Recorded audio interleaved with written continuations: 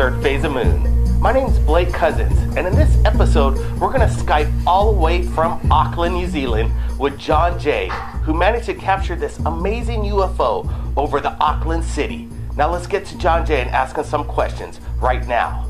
Hey, thanks for joining us here at Third Phase of Moon, John J. My pleasure. So tell me, what were you thinking and how did you come across this incredible object in the sky? Well, I was just playing with my kid up at this park area, and I just noticed out of the corner of my eye this funny looking shape going across the sky, and it just hung there. And I'm thinking, I didn't know what to think of it at first, but hard to say. I don't know. So can you tell me, John, why do you want to remain in hidden disguise and have us blur out your face? Well, something like this, I mean, it can get quite a lot of publicity, and that's something I just don't want to have. I mean, I've got a young family, and I just not feeling very comfortable with my face out there, to be honest. Well, you know, it's quite understandable with sightings like this and the people and the hate that goes around on the internet. I could understand your plight. So back to this amazing video that you captured. Have you ever seen any lights or strange aircraft over the Auckland skies in the past? Well, to be honest, there has been a bit of talk around the neighborhood with lights and strange things in the sky. And that's why I was kind of having to look out when I was playing with my kid, you know. And luckily, you know, I got that shot. From now on, I'm going to be actually actively going out there and seeing if I can get any more of these sightings, and sending it through to Third Phase of the Moon. Well, the video you sent us, John, is going viral right now all over the world, and they've requested close-up footage of your object in the sky, and we're going to look at this right now.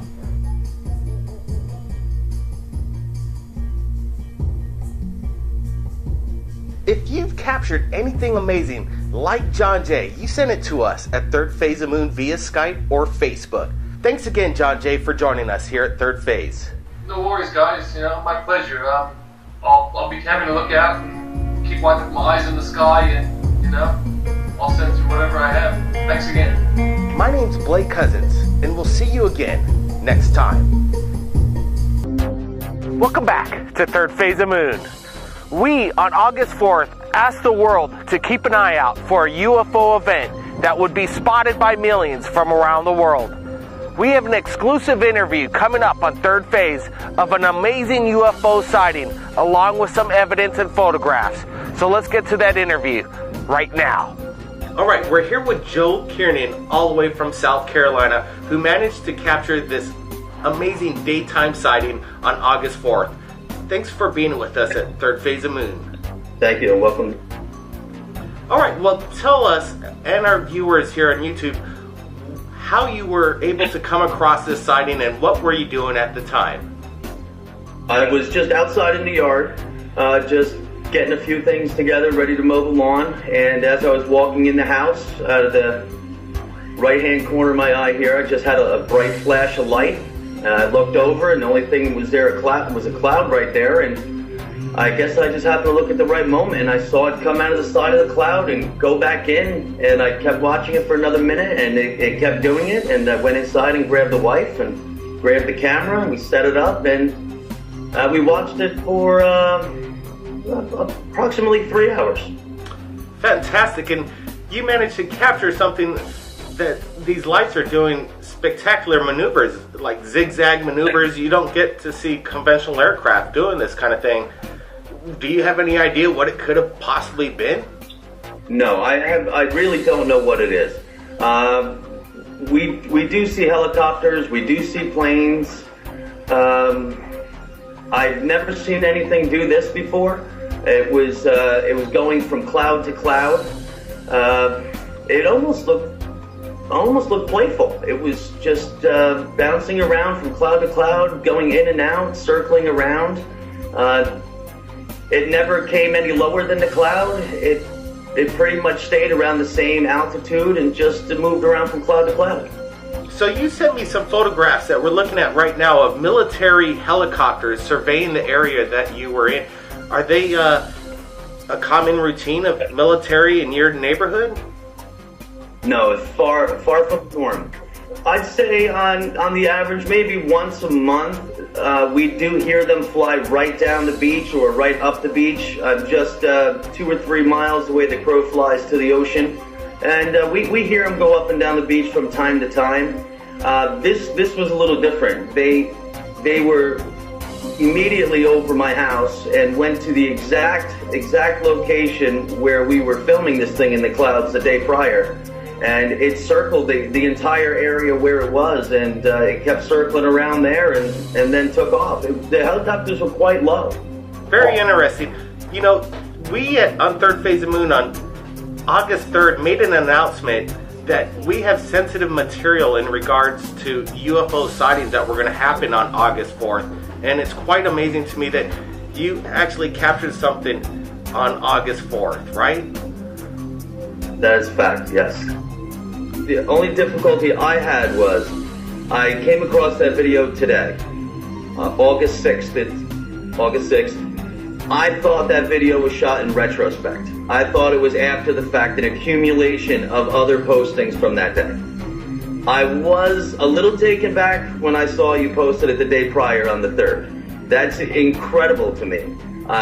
You do come across some incredible information, and I commend you for it, and I appreciate it, and that is why I'm talking to you now.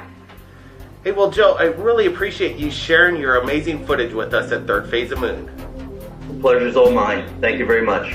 If anybody out there has captured anything amazing like Joe, send it to us via Skype. My name is Blake Cousins, and we'll see you again next time. I know. It's in that cloud right now. It's in that big puffy one right there. There it is. You see it? Get the fuck out of here. Third Phase of Moon. My name's Blake Cousins. This morning, I received a Skype from Omar Arar, all the way from London. He witnessed an amazing UFO as a live BBC broadcast was happening. Thanks for joining us at Third Phase of Moon. Thanks for having me. Alright, tell me exactly what happened and what you witnessed as you're watching this live broadcast on the BBC. I was sitting down with my wife, we were just watching the show. And I always keep my eye on the skies anyway, because I enjoy looking for UFOs and everything like that. And I noticed something passing this woman's shoulder. I noticed it the first time, and I paused the TV and I rewinded it again. And I played it and I noticed it. And it was like really obvious, you know, this bright light zooming across her shoulder. It was brilliant. We're taking a look at this video right now, and it is quite impressive. Can you tell me, do you think it's some kind of bird or a shooting star or some kind of UFO? It's definitely a UFO. Definitely. It couldn't be a bird, couldn't be a plane, nothing like that. Tell me, Omar, how did you come across Third Phase of Moon? So I've been looking at your stuff for quite a while now. Found you on YouTube and really enjoying your videos. Thanks again, Omar, for sharing this amazing footage. Thank you. My name's Blake Cousins, and if you've captured anything amazing, send it to us. We'll see you next time. Yes, they're expensive to build and run at the moment, but the cost is coming down all the time. But on one thing, you'll never, ever run at the moment, but the cost is coming down all the time. But on one thing, you'll... Yesterday, I received a Skype from Stelliano Monofis from New Jersey. He claims he shot an amazing video of a purple aircraft in the sky. Stelliano, thanks for joining us here at Third Phase of Moon. Thank you, Blake. Can you tell our YouTube audience what you captured that day when you're at the beach? Well, it was down in Florida at St. Pete's Beach, and there was a big halo up in the sky as we were lying on the beach. So I took my iPhone and I videotaped the halo. And that's all that we really saw, which was pretty impressive by itself. Later on, when we got back to our home and I uploaded the video on my computer, there was a purple star right along the halo on the rim, but it wasn't a sun glare or anything. You could tell it just stayed right there. It was pretty amazing because you couldn't see it with the human eye. It only showed up on the phone. We're looking at this video right now. Can you tell me, Stelliano, what kind of aircraft this possibly could have been if it weren't a UFO, if you could explain that to us? Oh, I don't know if it's any aircraft. You see the video yourself. Like I said, I didn't see it while we were there. I only saw the video. That's all I saw. The purple star. It only showed up on the video. Celiano, tell us, how did you come across Third Phase of Moon? Surfing on the internet, on YouTube, and a lot of the videos and a lot of the previous stories that you had that you uploaded, I was watching and I came across your website. Tell me, have we ever met at any other time besides today via Third Phase of Moon and Skype? And what would you have to say to the debunkers that say this is some kind of artificial interview? Well, everybody behind the computer, Blake, says a lot of things. Everybody has an opinion about everything. Instead of giving your opinion, how about opening your eyes? Because what you guys are doing is fantastic. You guys are actually out there. You're on the fly. You're on the net. I sent you an email, what was it, a couple days ago? You got back to me. We already did an interview. You're ready to put it up. You know what? That shows how honest you are and how straightforward everything you're doing is. So to all you debunkers out there, you know what? Open your eyes, because you're walking and sleeping at the same time. Very well said, Celiano. We at Third Phase of Moon have blown this up and analyzed it very carefully, and from what we can tell, it is not a star, and it is not a reflection off the sun. This is absolutely a genuine UFO sighting. If you've captured anything amazing, like Celiano, you send it to us at Third Phase of Moon via Skype or Twitter. My name's Blake Cousins, and we'll see you again. Welcome back to Third Phase of Moon. Today, Bill Bryson, our special guest, he captures amazing video of the moon, unlike anything like you've ever seen before, in vivid color. Welcome to Third Phase of Moon, Bill. Hey, thanks for having me, Blake. I appreciate it. Well, these pictures and video that you're capturing of the moon, tell me, how do you grab these pictures and how long have you been doing this? I've been interested in the moon for a long time, but it wasn't until Jose exposed me to his moon rising video when I bought the DVD a number of years ago, and I've been real interested since then. And in September, I went out and bought a Celestron Nexstar 8SE telescope, and I was bent on doing high definition video. And I found a camera, a Chinese camera that worked. Matter of fact, it was the only camera that did high definition. And through a lot of experimentation, I've been able to figure out how to marry the right lens combination with the camera to get some just outstanding, breathtaking video of the moon. So, Bill, what would you have to say to the debunkers that saying you're adding color in or putting Photoshop or doing some kind of special effect? Because it really looks like in this video that there are oceans and, you know, green mountain pastures on the moon. It's quite incredible. It really is. I'm not doing anything. This camera that I have is very, very sensitive to color. Most astronomers will, and most cameras are designed, and you ratchet down the color and you just show a gray moon. I could ratchet down the color and show a gray moon too, but I ratchet the color up to about 30–40%. And then I kind of work the contrast and brightness, you know, just to get the right, get a good picture. I don't ever adjust the tint or anything, so the color that you're seeing is just amplified. It's what's on there. So I've spoken with Jose for many years, and he believes that the moon is made up with organic life. Do you believe yourself that these are oceans and green mountain pastures that we're seeing here? I think that there's an atmosphere on the moon, and I think that that there's some kind of vegetation. There's some kind of, when I did a segment of the moon around Descartes, and I show the mountains, and they're kind of brown and green, you know, and then then Jose goes in there and he looks at the same things, the same color, you know. I'm not doing anything to the color. I'm not filling with it or anything. I believe that there's an atmosphere on the moon, and I believe that there's color on the moon. I believe that we've seen that in the Apollo, some of the Apollo shots, some of the 16mm film that came back showed clearly there was color on the moon. So what you're saying is, right now, NASA is covering up the biggest unknown secret to man at the moment, that they're not trying to tell people right now that, you know, that the moon is just gray?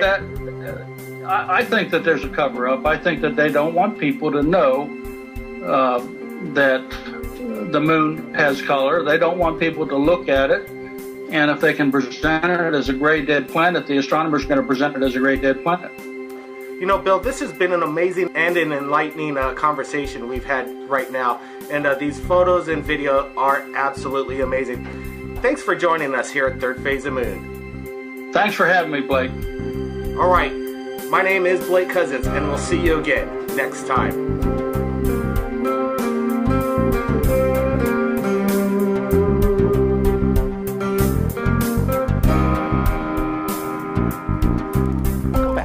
Third Phase of Moon.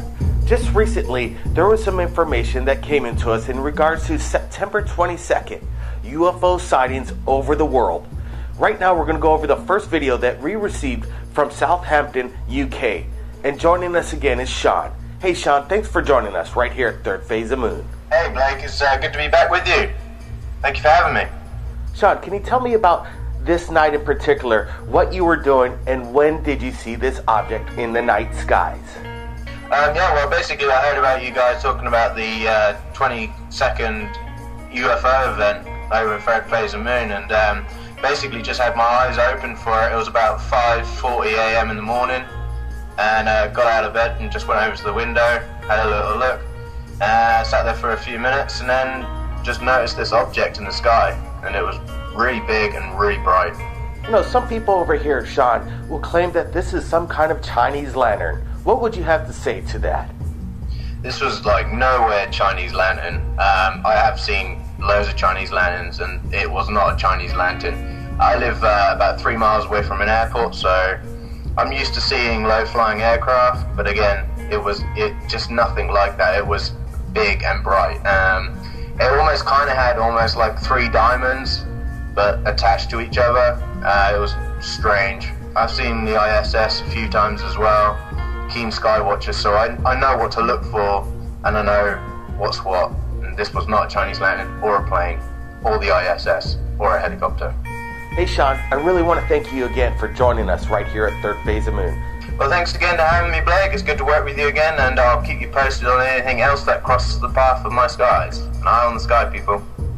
And if anybody out there has captured anything amazing in regards to UFOs, send it to us at Third Phase of Moon via Skype or Facebook. My name's Blake Cousins, and we'll see you again next time.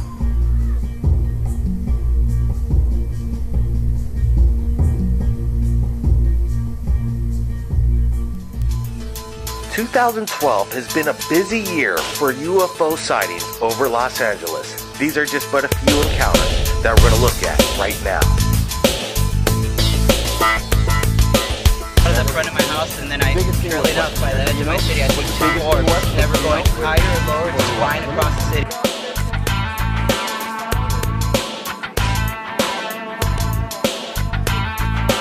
There is no magic. There's no magic here. At least there's some satanic magic maybe. But there's no trickery going on.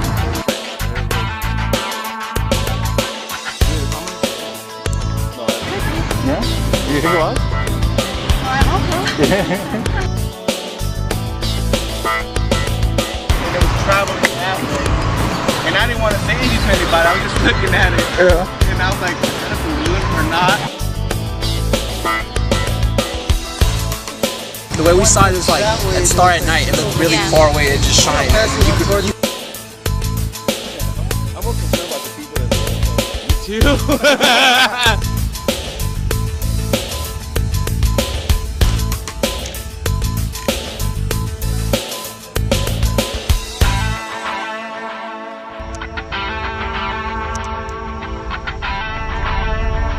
Things are happening around the world, and have your cameras ready.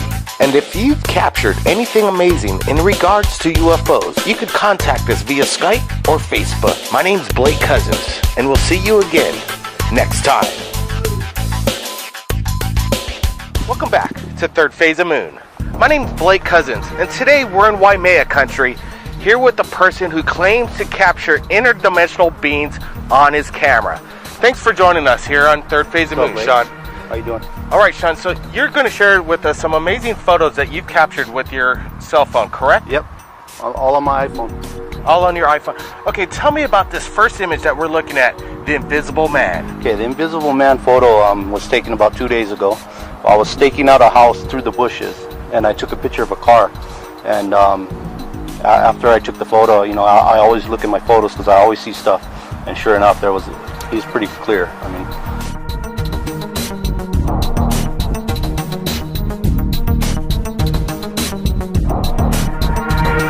You have some more photos. Actually, you've taken thousands of these images, correct, in the past? Yeah.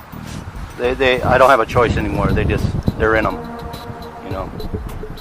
So there's this spirit in this photo, which you say looks like it's a period piece. You can see the wardrobe from the 1700s. Go ahead and explain about this.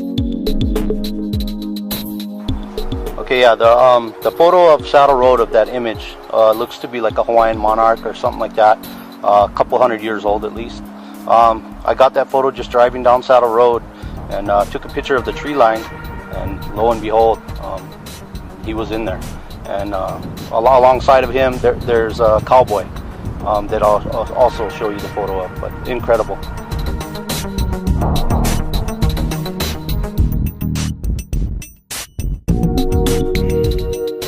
You say you have this gift for capturing interdimensional beings on your iPhone. You're going to do a demonstration for us right here at Third Phase of Moon right now? Sure, I'll try. Okay, well, let's give it a shot. Okay. All right, we're going over the pictures just taken moments ago, and we're looking through the images. Do we see anything as of yet here, Sean? I see one coming in now, yeah. I can see one manipulating the background. You can kind of see the shadow right there. I don't know if your guys' eyes are trained enough as mine, but... You know, Sean, my eyes aren't trained on exactly looking for how you specifically see these things. We're going to take it on the computer, enhance the imagery, and pull up anything that comes up off these photographs. That would be a good idea. I'm really sensitive to it, so my eyes pick up stuff that most people can't see. So, yeah, not at first, especially on the outside in the lighting, but definitely when you get indoors and do it on your computer, you should have no problem. Hey, Sean, I really want to thank you for joining us right here on Third Phase of Moon and sharing your amazing photos with us. Not a problem. If you've captured anything amazing in regards to UFOs or paranormal activity, you could contact us at Third Phase of Moon via Skype or Facebook. My name's Blake Cousins, and we'll see you again next time. All right, thanks again. Welcome back to Third Phase of Moon. My name's Blake Cousins, and our special guest, nuclear physicist and godfather of UFOlogy, Stanton Friedman. Stanton, thanks for joining us right here at Third Phase of Moon. It's my privilege. I may even find what third phase of the moon looks like. It means... All right, Stanton, let's get to it. You've been involved with this for over 54 years. What, in your opinion, is on the topic of the global cosmic Watergate and the hopeful disclosure? Do you think disclosure will ever happen? I think the only way it will happen is if somebody like the equivalent of the New York Times or the Washington Post did what Woodward and Bernstein did to the political Watergate. In other words, devote the resources. It's real easy to blow the lid off this thing. 6 months would do it because the evidence is overwhelming that there's a cover-up and that there are aliens visiting and so forth. The problem is that we have a resistance on the part of the media. They think that, well, if this were true, they would know about it because it would be very important, and they don't, so it must not be, and why waste any time or money? It did take money to get Watergate out in the open, as you recall. So I'm not an optimist, and also I better surprise you, or maybe not, by saying I don't think everything should be disclosed. I think there are national security matters here. I worked under security for 14 years. Why should the United States put data out on the table, maybe new technological data, if the Russians and Chinese and others don't also put out their data? That doesn't make sense to me. You never hand your potential enemies new technology to use in case they feel like it. So I think we do need to recognize that a new era has begun for mankind. That is, we're not the big shots on the block anymore. And some people don't like that. No government wants its people to think of themselves as earthlings. We're still in the nationalist era, you know. And so there are real barriers to it, but I certainly don't think everything ought to be dumped out on the table. I mean, black budgets are running, depending on who you believe, $30 to $50 billion a year. There's a lot going on, and some of that is legitimately classified. With the advent of cell phone technology and people having cameras readily available to them, we've been having mass sightings sent to us right here at Third Phase of Moon. Do you think there might be a reason for this, and are they preparing for invasion? I don't, you know, it's not easy to judge how much activity is going on. I've been checking my audiences around the world for years and years, and typically at the end of my lecture, of course, I would never ask at the beginning, 10% believe that they've seen a flying saucer. But when I ask how many of you reported it, typically it's only 10% of the 10%. And the biggest reason being they think I was some kind of a nut. So it's very hard to judge what's going on. I mean, MUFON is getting 600 plus cases a month. And yet I've had people just the other day, somebody said, well, how come we haven't had any sightings recently? There's plenty of sightings. You don't hear about them. And so if there's a bump in the curve and there's some good coverage on the media, you may get other people willing to come forward. But until that happens, most of them sit back. So we don't have a very good picture at all of how much is happening all over the world. And I still get people saying, well, how come they're only seen in the United States? They're not. I've lectured in 18 other countries, besides all 50 states and 10 Canadian provinces. And everywhere I go, people have seen UFOs. Very interesting, and it is very amazing what you're saying here. You know, you broke the Roswell case in the 1970s, and there are people and eyewitnesses coming forward to this day. Do you think there are cover-ups on the crash retrievals? And, you know, what is your topic on the whole? Well, let's face it, most of the original witnesses are dead. And if they come forward, that would be a truly remarkable event. But occasionally we get somebody new. We get somebody saying, oh, my uncle told me he's getting old and he wants, you know, doesn't want to go to his grave keeping the secret. But Roswell is still attracting big crowds at every festival, you know, early July. I'll be there this year, as I was last year and the year before and so forth. And I use it as an example. The other day I gave a talk in Texas, Laredo, Texas. And it had originally been canceled because the person in charge said, well, nobody's interested in this stuff, guys. So they canceled it. Then a good group of serious investigators down there came forward, and we had over 600 people the other day. And she was there, the one who had canceled it, and was astonished. You know, these people are all interested? Well, I will guarantee you they're all interested. And I have had as many as 2,000 people to a lecture. So don't tell me nobody's interested. And often the campus will tell me that's the biggest crowd we've had, you know, for an off-campus speaker coming here. So the interest is there. The fear of ridicule is still there. And if they stress my professional background as a scientist, you know, working for Westinghouse, GE, General Motors, etc., and on far-out classified, eventually canceled programs. That was my specialty, canceled programs, nuclear airplanes, fission rockets, fusion rockets, that sort of thing. Then they'll show up figuring, well, GE and Westinghouse don't hire nuts, do they? Well, maybe they do, I don't know. But in other words, this laughter curtain is real. And it takes a lot of effort to lift that, to get people to speak up and think up, and especially the ancient academics and fossilized physicists who think that the only place research gets done is in academia, right? Wrong. And just to give you an example, when I was working on nuclear airplanes a long time ago, in 1958 for General Electric, our budget that year was $100 million. We employed 3,500 people, of whom 1,100 were engineers and scientists. That was a lot of money for 1958, you know, and we're not talking 3 professors and 20 grad students. We're talking 3,500 people with 1,100 engineers and scientists. So there's a lot going on. We didn't build a nuclear-powered airplane. We learned a lot about all kinds of technology. So you need to be very careful in making any kind of conclusions about this phenomenon, because you don't know what's going on underneath the surface. You know, that makes perfect sense, Stanton. You know, it's speculated. The reason for disclosure, and it no longer needs to be legal, is because, you know, all the technology is in private companies. What do you think of this, and how do you think this could be resolved? Well, I think it's wrong on two counts. Who cares what anybody speculates about this? You can throw darts at a dartboard with yes, no, maybe on it, you know. I think most of the big research projects were done by private companies under government contract, not on their own. That aircraft nuclear propulsion program was sponsored by the Atomic Energy Commission and the United States Air Force. It was done by General Electric, Pratt Whitney, also Convair Fort Worth.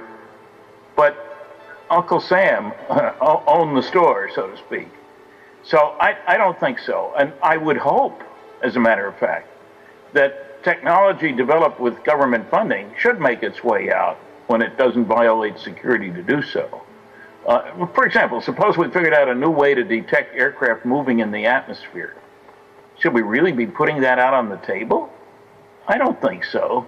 You don't want your enemies to have that data. So it isn't just a question of greed on the part of industry. And I know from I've spoken at over 600 colleges, and I know some of the academics look down their nose at industry. I've had two different people tell me that if Roswell really happened, Stan, they'd have had to pull half the physicists out of the colleges in the country to deal with that. And I just laughed. That's absurd. Los Alamos was employing 7,000 people at that time. There are a whole bunch of other major laboratories with very competent people who had security clearances, who were readily available to have material sent to them and so forth. So, you know, it's false reasoning and based on no evidence whatsoever.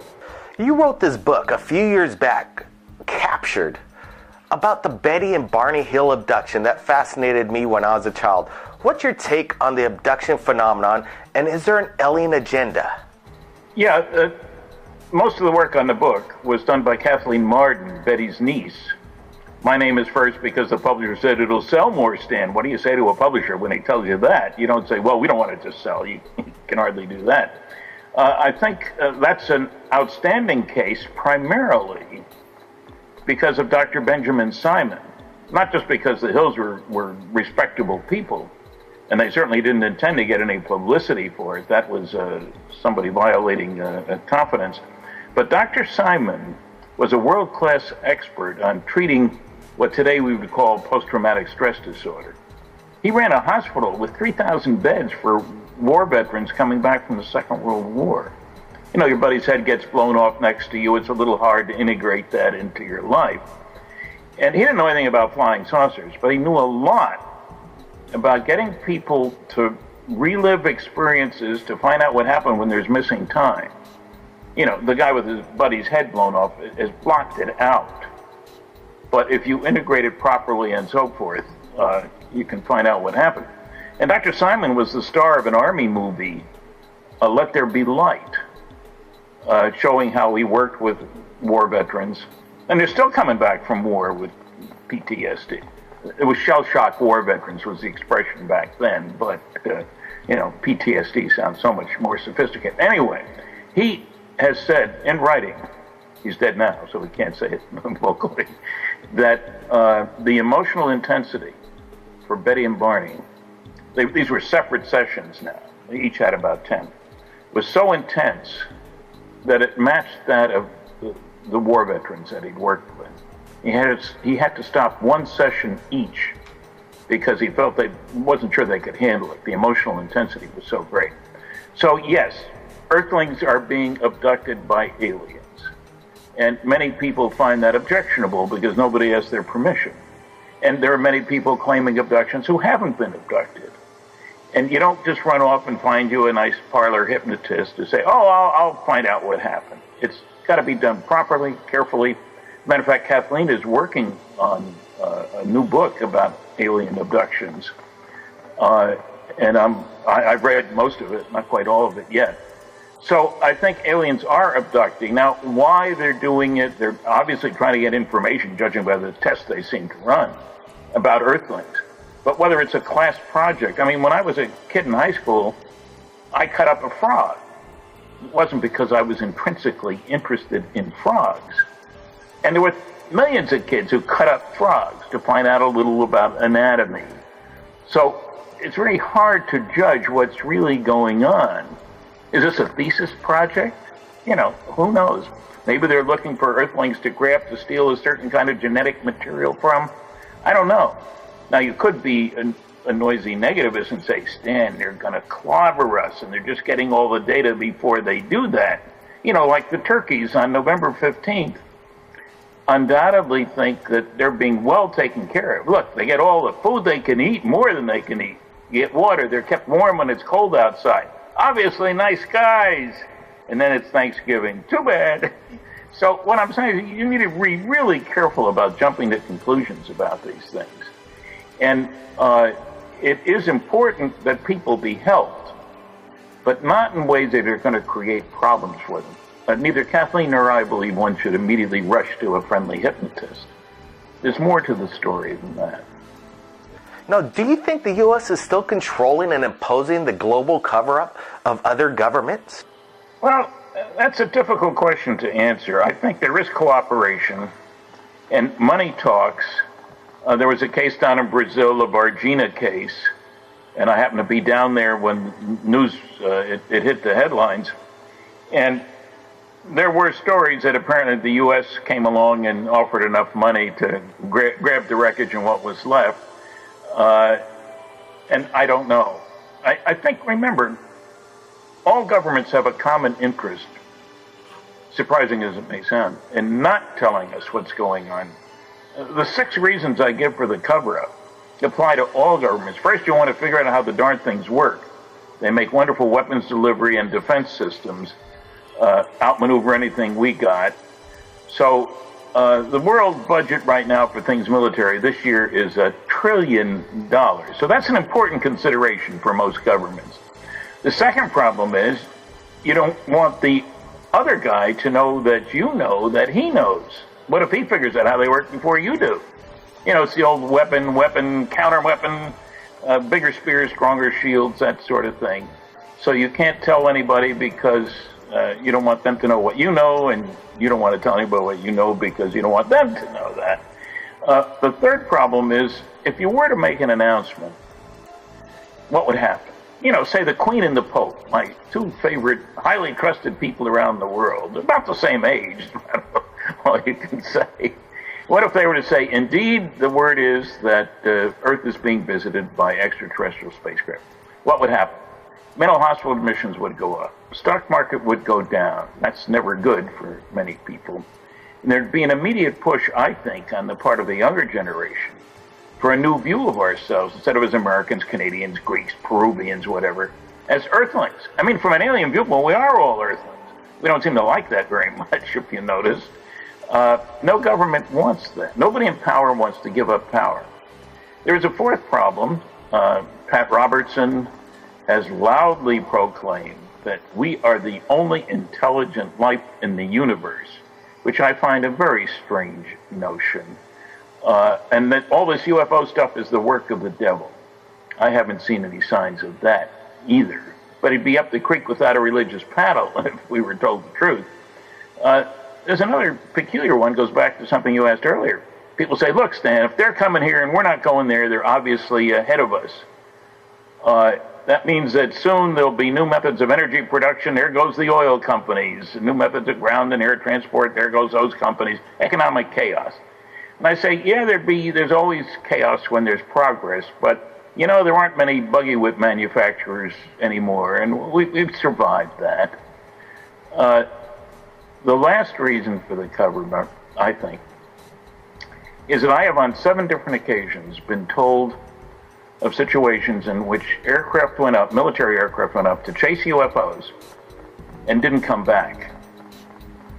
And nobody's been told about that. And if I've heard of 7 instances, there's going to be a heck of a lot more than that. And these are people not seeking publicity. I told to one guy who was sent up, and he did come back because his guns weren't loaded. He tried to shoot the thing down. People forget that in 1952, there were orders given to military pilots. Shoot them down if they don't land when instructed to do so. That sounds a little silly. How do you tell an alien, get your craft the heck on the ground, so we can look at it?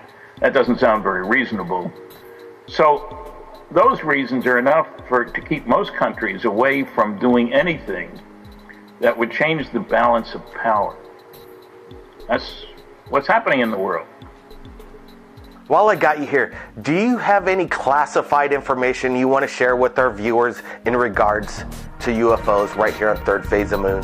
If I had classified information at this late date, I certainly had plenty of it when I worked in industry.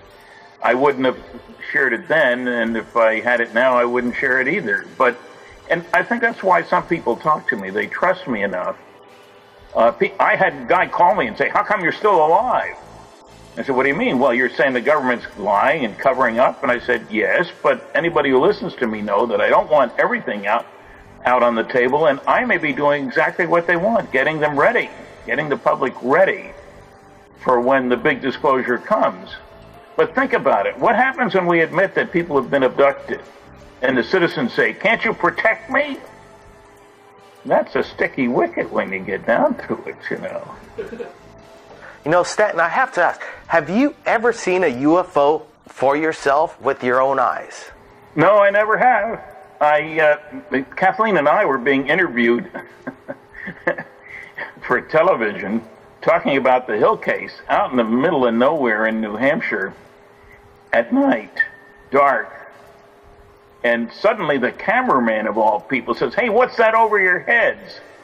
What? You never have that happen to you. I've been interviewed a load of times, never have anybody, the cameraman, interrupt the process. We looked up behind us. There were some points of light in the sky, one after the other, left to right.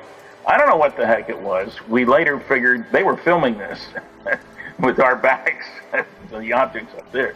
We later found out other people at the place where we were staying had also seen UFOs that day. We think, not sure, that it was a National Guard group dropping battlefield flares. And we don't know, but that seemed a decent explanation under the circumstances. That's as close as I've come. Unfortunately, I cannot say by personal experience, those aliens were nice guys, or I saw that saucer move. No such luck. If other countries from around the world started to disclose information in regards to UFOs, do you think it'd put the pressure on the U.S. government to reveal some truth? No, I think it would put pressure on the governments to get those other countries off their back. I think the United States has, and remember, Russia feels the same way, I'm sure, and so do the Chinese. It's not just the U.S. I'm sure one of the reactions to Roswell was, who are these guys working with? They're little guys on board. Maybe they're working with the Chinese. They're little guys. You don't know. When you don't know, you've got to be careful. And there are more of them than there are of us, let's face it. So you'd like to know who's talking to who about what, where, and when. And we don't. Stanton, we're getting a lot of information from you, and I really appreciate you being with us, and it's amazing. I want to ask you about President Obama being elected again for President of the United States. Do you think he's privy to some of the secret information in regards to UFOs, or who really is in charge of the government? That's a difficult question, because there is a certain amount of safety for any classified activity if the president doesn't have the details, because he has asked so many questions so many times. He talks to the press all the time, and what he doesn't know can hurt you. In other words, plausible deniability. Well, I didn't know about that. The one president I think did know something was the first George Bush, because he had been director of the Central Intelligence Agency. And as that, he certainly knew something. But I don't think he was telling his son or anybody else. I worked under security for 14 years. People say all these guys would have told their wives. Forget it. I never told my wife anything classified. I'd be crazy to do that. So who knows? But you don't want the president to know too much. You might tell him, you don't have a need to know for that, Mr. President. I'm sorry, but it's a vital matter. Stanton, have you ever actually seen in person or on film or better yet, actually held an artifact that came from a UFO crash? I've never seen an artifact from a crash. I've seen physical effects produced by saucers near the ground as one of the 4,000 physical trace cases that Ted Phillips has investigated. After you read the first 200, it's commonplace. They're seen near the ground, and when they leave, you find physical changes in the ground, but you don't find pieces of the craft. You are often referred as the godfather of UFOlogy, and rightfully so. You know, assuming disclosure continues to elude us, what direction would you like UFOlogy to go, and what about your legacy? I'd like to see more serious attention being given at universities, more courses being taught. There have been some. There have been a dozen PhD theses. That's not enough. There's plenty of work to keep a lot of people busy. And I'd like to see people start thinking in terms of what's the universe outside of the Earth like. And the notion that there are people who are never in contact with other beings from other planets because you can't get here from there, which is so much hogwash. We need to think, what does it mean if we're able to become part of a galactic federation? And, you know, that's the thing about the Betty and Barney Hill case. The base stars, Zeta 1 and Zeta 2 reticuli, constellation of reticulum, got to go below the equator to see it. They're only 39.3 light years away. But from each other, they're only an eighth of a light year apart. They're next door neighbors. And they're also 1 billion years older than the sun. So can you imagine what their technology might be and how much more incentive they would have for interstellar travel than it is for us? Because we're out in the boonies, nobody next door. For them, incidentally, you can see people on planets around one looking over at the other. You can see it all day long, all night long, is the important thing, the other one. That changes your picture of what's going on. And so I think we need to start growing up to the notion of connectedness, of us not being at the top of the heap. I mean, Copernicus was wrong, so was Ptolemy. What we realize, we're not the big shots we'd like to think we are. Too bad. Maybe we can learn something from that. Very insightful, Stanton. I really want to thank you for joining us right here at Third Phase of Moon. And if you could come back and answer some more questions in the future, that would be great. Sure. And I should mention my website, www.stantonfriedman.com. It lists all my books, lists my schedule, lists my activities. So people say, where can I find out this? And I do get these kinds of questions. I say, go to my website, www.stantonfriedman.com. Appreciate it, Stan. Thank you very much. Thanks. I want to thank everybody from around the world that joined us for this exclusive interview right here in Third Phase of Moon. And stay tuned for more updates. And if you've captured anything amazing in regards to UFOs, contact us via Skype or Facebook, Third Phase of Moon. My name's Blake Cousins, and we'll see you again next time.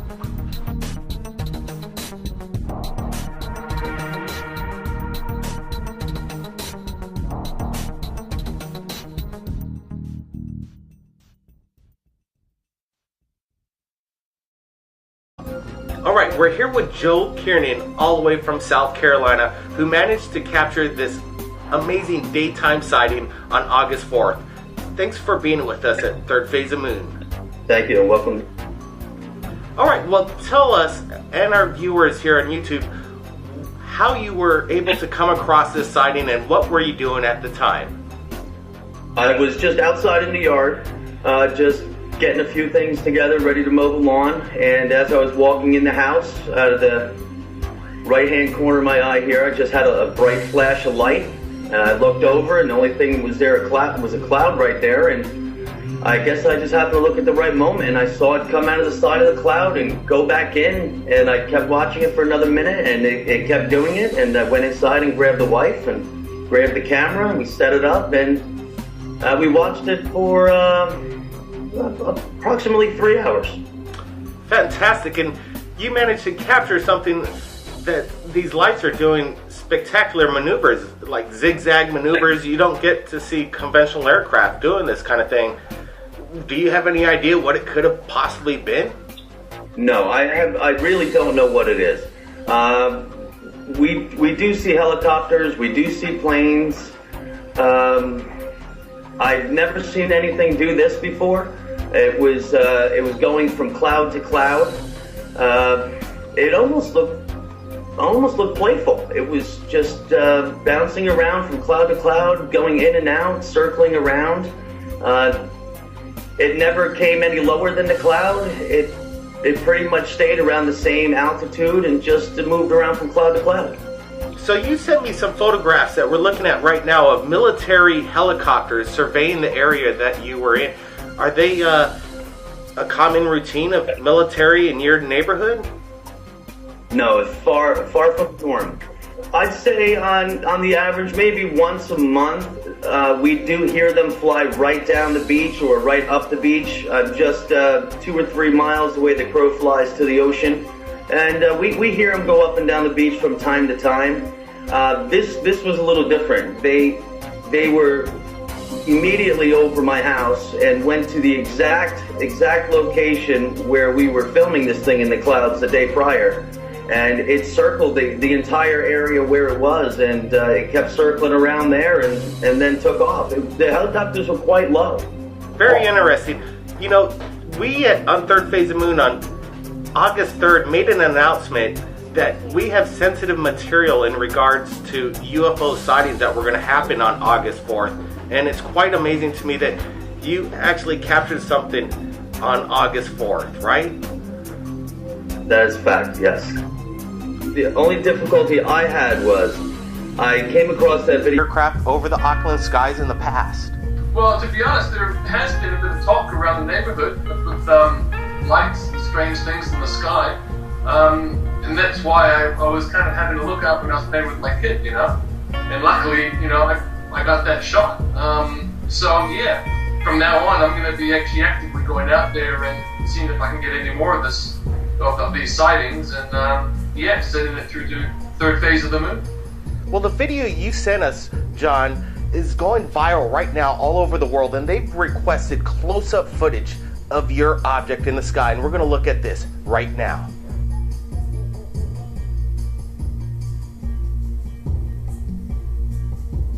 If you've captured anything amazing like John Jay, you send it to us at Third Phase of Moon via Skype or Facebook. Thanks again, John Jay, for joining us here at Third Phase. No worries, guys. You know, my pleasure.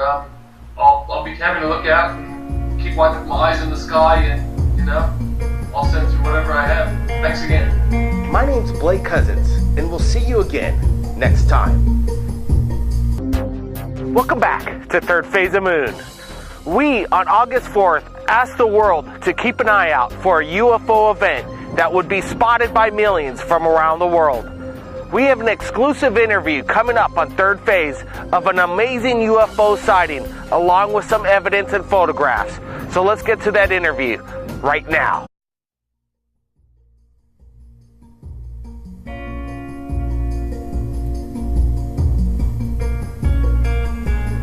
Welcome back to Third Phase of Moon.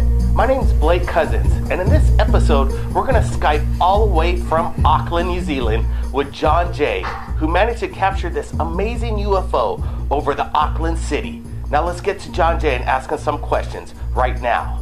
Hey, thanks for joining us here at Third Phase of Moon, John Jay. My pleasure. So tell me, what were you thinking and how did you come across this incredible object in the sky? Well, I was just playing with my kid up at this park area, and I just noticed out of the corner of my eye this funny-looking shape going across the sky, and it just hung there. And I'm thinking, I didn't know what to think of it at first, but yeah, hard to say. I don't know. So can you tell me, John, why do you want to remain in hidden disguise and have us blur out your face? Well, something like this, I mean, it can get quite a lot of publicity, and that's something I just don't want to have. I mean, I've got a young family, and yeah, I just not feeling very comfortable with my face out there, to be honest. Well, you know, it's quite understandable with sightings like this and the people and the hate that goes around on the internet. I could understand your plight. So back to this amazing video that you captured. Have you ever seen any lights or strange video today? August 6th. August 6th. I thought that video was shot in retrospect. I thought it was after the fact, an accumulation of other postings from that day. I was a little taken back when I saw you posted it the day prior on the 3rd. That's incredible to me. You do come across some incredible information, and I commend you for it, and I appreciate it, and that is why I'm talking to you now. Hey, well, Joe, I really appreciate you sharing your amazing footage with us at Third Phase of Moon. The pleasure's all mine. Thank you very much. If anybody out there has captured anything amazing like Joe, send it to us via Skype. My name is Blake Cousins, and we'll see you again next time. I know. It's in that cloud right now. It's in that big puffy one right there. There it is. You see it? Get the fuck out of here. Third Phase of Moon. My name's Blake Cousins. This morning, I received a Skype from Omar Arar, all the way from London. He witnessed an amazing UFO as a live BBC broadcast was happening. Thanks for joining us at Third Phase of Moon. Thanks for having me. Alright, tell me exactly what happened and what you witnessed as you're watching this live broadcast on the BBC. I was sitting down with my wife.